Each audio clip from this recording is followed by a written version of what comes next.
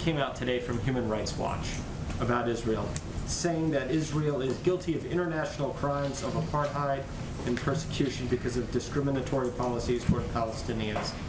Israel has rejected that characterization. Does the White House think the report is accurate or inaccurate?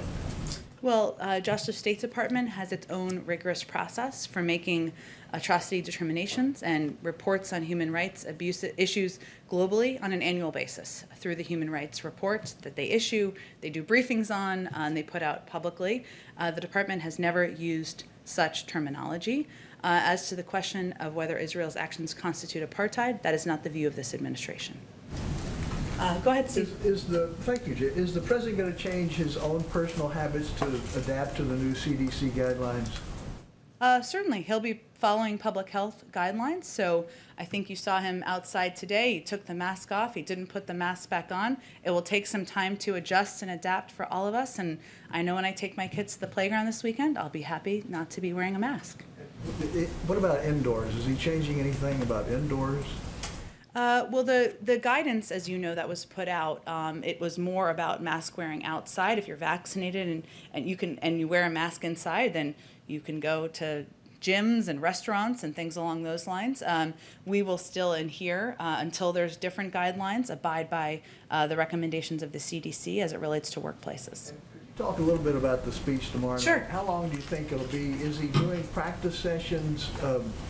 Are cabinet members going to be in attendance? That sort of thing. Sure. Let me give you as many details as I can at this point, and then we'll continue to provide additional updates. As you all know, there's a briefing later tonight as well. First, Steve, you have covered many presidents who have delivered these addresses. You can be our historian and tell us if any of them have final addresses where we know the exact length about 36 hours in advance. So we're not quite there on that piece yet. But I can tell you that the president has been working on this speech for the last few weeks. He has been preparing with Senior Advisor Mike Donnellan, Director of Speechwriting Vinay Reddy, working on the speech. And really over the last several days, he's been line editing it, meeting with his speechwriters, getting advice and counsel from senior advisors, checking in with members of his family.